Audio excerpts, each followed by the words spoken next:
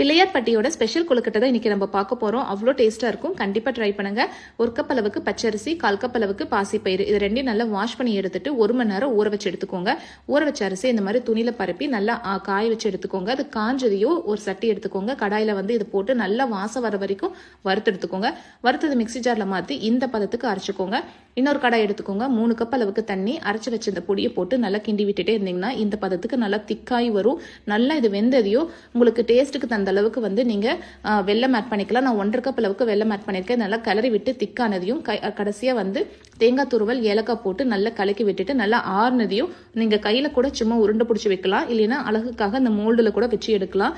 இதை அப்படியே 10 நிமிஷம் நீங்க ஸ்டீம்ல வேக வச்சு எடுத்தீங்கன்னா அருமையான பிள்ளையார் பட்டி கொழுக்கட்டை ரெடி ஆயிடுச்சு.